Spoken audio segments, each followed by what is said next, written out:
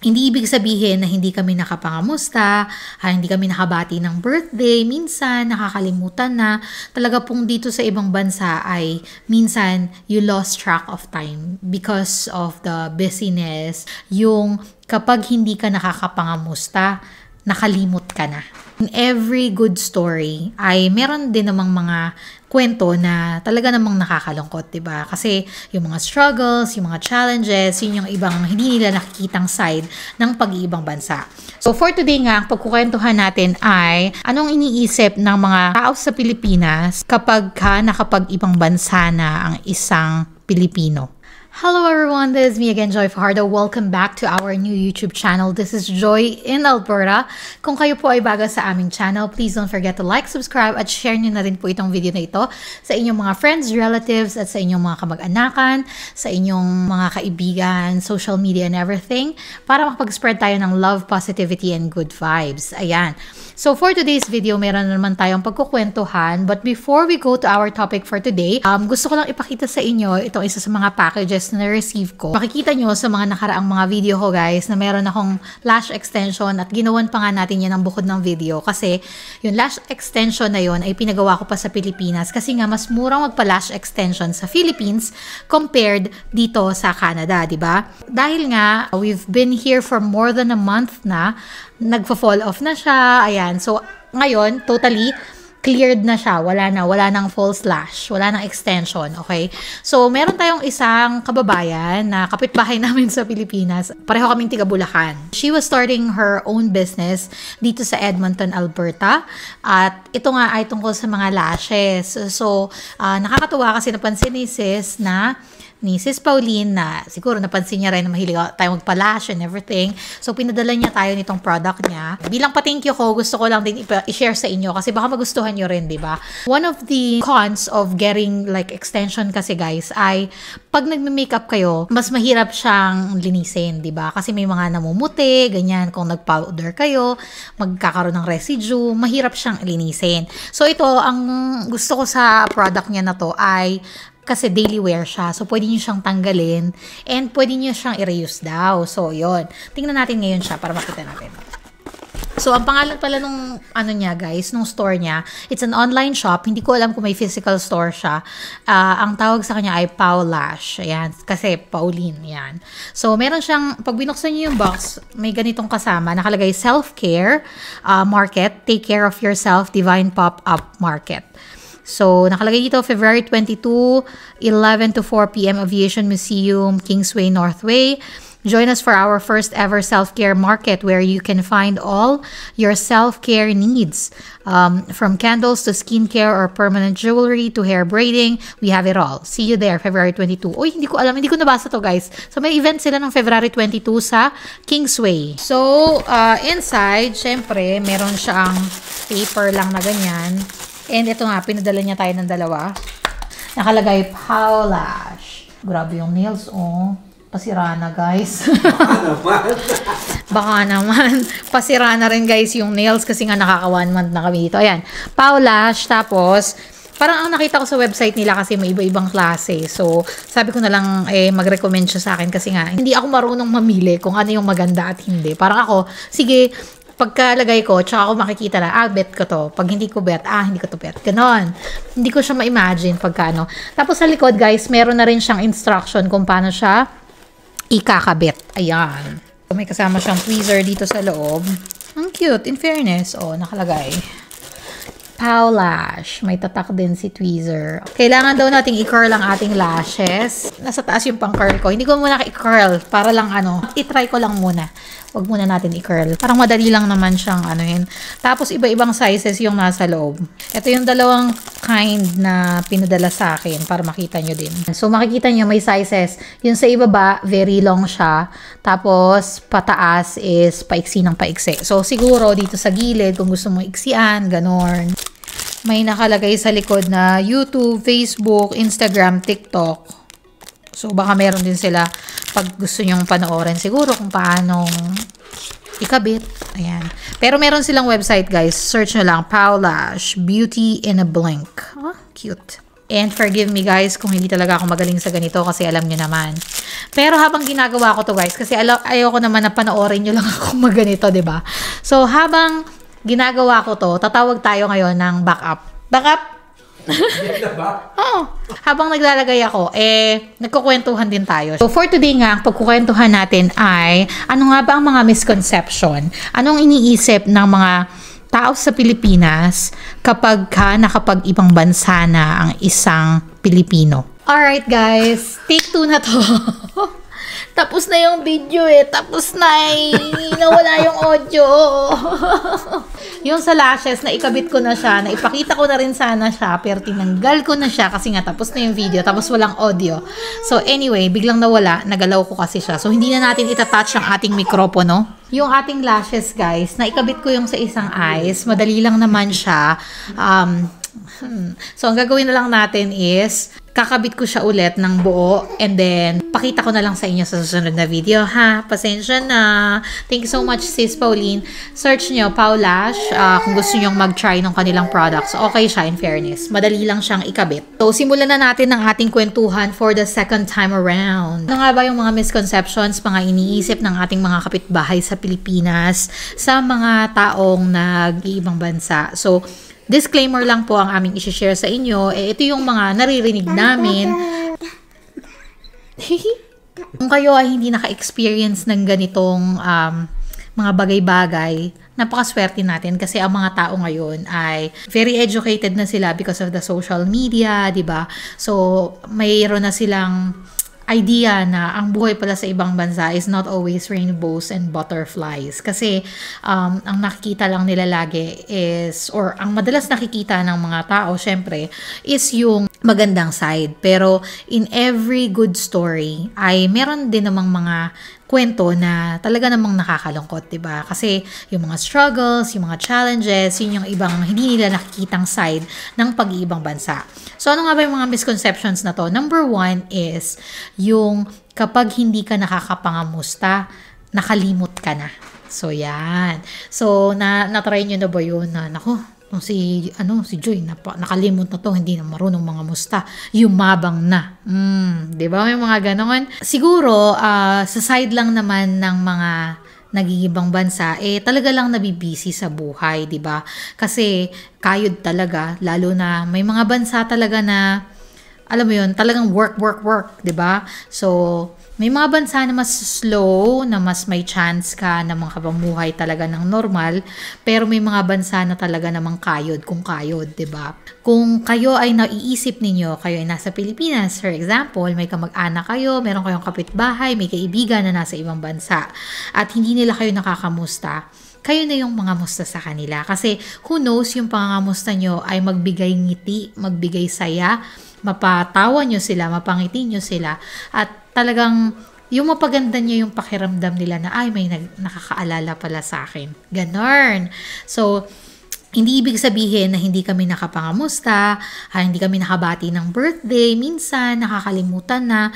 Talaga pong dito sa ibang bansa ay minsan you lost track of time because of the busyness. Kasi unlike sa Pinas, pagka kunwari lalo kami may anak, sa Pinas may mga yaya, meron kang kasalet na magbabantay. Pag sa iyong bansa, talagang sariling sikap ka. Sobrang, sabi nga nung mami ko ay, ang pagkakaroon ng isang mabuting kapitbahay ay napakalaking blessing. So ngayon ko yun na-appreciate kasi totoo pala yun guys. Kasi yung bahay namin sa PEI, we've been there for so long, pero yung kapitbahay namin nakausap ko lang siya siguro mga 3 beses, 4 na beses. Very limited. So hindi naman sa hindi maganda ang ugali, mabait naman siya. Nagkataon lang talaga na dito sa Canada or sa PEI specifically ay hindi naman talaga yung katulad natin sa Pinas na, oh, yan ang ulam nyo, ganon.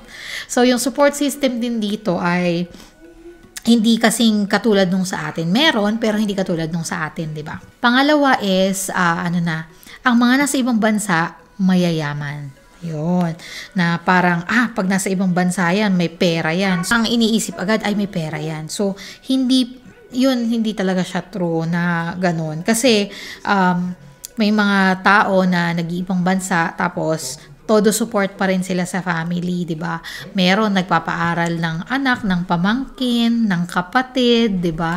So, because of that, talagang yung kinikita ay hindi susobra. Hindi siya ganun kalaki. Sumobra man ay hindi ganun kalaki yung sobra, 'di ba? Tapos may mga countries din na hindi naman libre ang healthcare. Actually, maraming countries, ilan lang naman ang countries na okay ang healthcare. So ang nangyayari is pag may mga emergencies, sila yung naglalabas, 'di ba? So ayan, hindi lahat ng OFW ay mayaman. In fact, nakakalungkot man na sobrang tagal na nag-OFW, minsan pag uwi sa Pilipinas, parang after a while, balik ulit sa ganon, sa pinanggalingan. Kaya talagang ang mga OFW katulad natin ay dapat maging very intelligent sa paghawak ng ating pera. We should be very careful kung paano natin gagastusin. Dati kasi, katulad niya, nung sa Singapore kami, medyo maluwag kami sa pera noon kasi madali Parang every month, ang laki ng kinikita mo, ganun. Nung paglipat namin dito, na-realize namin na, dapat pala, we should have saved more. Although we saved, pero hindi, parang, alam mo yun, ang dami pala nating extra nung panahon na yun, gano'n. Kasi dahil nga madali mo siyang nakukuha, maluwag din ang paglabas, di ba? So, kailangan pala maging extra careful tayo sa paglabas ng pera. So, as much as possible, katulad ng ginawa namin, every year meron kaming projects para alam mo kung saan napupunta yung pera mo. Kahit anong maliit na proyekto lang yan, kunwari, ang project mo magpa-renovate ng bahay muna, or ang project mo makabili ng lupa, or ang project mo ay makapagtayo ng isang maliit na food stall. Alam mo yon, yung mga bagay na paglalaanan mo na makikita mo. Kasi minsan, pag wala kang projects, wala kang pinaglalaanan, ang ending nun, makakabili ka ng mga bags, ng mga sapatos, na end of the day ay masisira, maluma, tatapon, alam mo yon. So, yun. Anyway, going back, hindi lahat ng OFW po ay mayaman or may pera. So, another thing na sinabi namin kanina, guys, actually si Kiko nagsabi nito minsan iniisip nila, ayaw na nito dito sa Pilipinas, doon na yan siya titira habang buhay. Which is, kung may possibility, why not, diba? Kasi, it's always an upgrade coming from a third world country. Sabi nga nila, hindi siya comparable kasi iba talaga. Talagang upgrade siya. So, kung ikaw man yung makakapagtrabaho sa ganong bansa, ikaw man ay siguro iisipin mo rin na doon ka na mamuhay. Pero it doesn't mean na hindi na namin gustong umuwi. In fact, lagi ko itong sinasabi sa mga vlogs ko na ang pagpunta po namin at pagtira namin sa ibang bansa is more for our kids, our family, than for us. Kasi kung kami lang, mas masayang mabuhay sa Pilipinas kasi mas doon ka nasanay, doon ka pinalaki, alam mo yon, mas maganda talaga sa atin kasi doon kami nasanay, doon kami nga pinalaki. Pero for our kid, syempre, gusto mo ng brighter future para sa kanya, ayaw mong makita niya yung mga negative. Ayaw mong makita yung mga negative, yung mga snatchan, yung mga alam mo yun. Although meron naman din dito sa ibang bansa na mga ganon, but Philippines is a third world country for a reason, and Canada is not a third world country for a reason. So, and for that reason, kaya kami gusto namin dito, diba? So, hindi namin hinihate ang Philippines, hindi namin sobrang pinipatronize ang Canada. There's always negative and positive. You cannot have it all. Our relatives, our family are in the Philippines. So we always wanted to go back. So hindi naman po ibig sabihin na ayaw na namin umuwi talaga. If we can, why not? Pero dahil nga sa financial, 'di ba? Lalo na kung malayo talaga 'yan, like us, we are in Canada. So yun yung naghihinder para sa pag-uwi namin. Katulad nung kinuwento ko kanina, for the second time kukwento ko, meron kaming friend na ang kwento niya lagi is there was a time when he was needed by his family in the Philippines, no? And he chose not to go back kasi mas kailangan nila nung pera. Para sa akin ay very noble, very selfless At malaking sakripisyo yung ginawa niya kasi alam niyang kailangan din siya doon ng family physically. Gusto niyang nandoon sa Pilipinas for his family, but he chose not to go home because the ticket would cost him, say for example, 100,000. That 100,000 would help the family back in Philippines for whatever they need it for, which is medical bills. Yun yung pinakamahirap eh. So, uuwi ba ako? Nandoon kami, magkakasama kami, pero saan namin kukunin yung pambayad sa medical? 'Di ba? So, yun, napakahirap na desisyon. Whether you decide to go home or not to go home, it's a very hard decision and it's the right decision. So, kung ikaw ay nagdesisyon na hindi umuwi, that's the right decision. If you choose to go back, that's the right decision. Because at the end of the day, ikaw yung mabubuhay, ikaw yung mag-live sa consequences eh. Both would have consequences. Hindi ka umuwi habang buhay mong iisipin na sana nandoon ako. Kasi, what if that's the last? Diba? Kasi medical yun eh. Sana nandoon ako, sana nakita ko, sana nasuportahan ko, sana nayakap ko. Habang buhay mo yun dadalhin sa puso mo. Pero kung naman ikaw ay umuwi, yung medical bills naman, dadalhin mo naman yun. Pagdating mo dito, problemado ka. Napakahirap po ng choice na yun. And as I've mentioned, whatever choice you had made, that's the right call. Going back sa sinabi ko, hindi naman lahat ay ayaw umuwi. It's just that the circumstance, di ba? Weighing the pros and cons of going back to the Philippines. Would I go back and spend this much? Or will I stay and just send them this money that can help them para sa pangangailangan nila sa pang-araw-araw whatsoever, di ba? Pag hindi na uwian, ayan. So, naku, hindi man lang nag-abot kahit noodles. Pero actually ngayon, again guys, ngayon ay very open-minded na at very matatalino na ang mga Pilipino because they know, actually in every family, in every Filipino family, I think there's at least one na nasa ibang bansa, and so they really empathize with the fact na we are working overseas not to buy stuff for us to go back home and give to our neighbors. So, they already understand that. Siguro yun yung kagandahan na nadulot ng social media.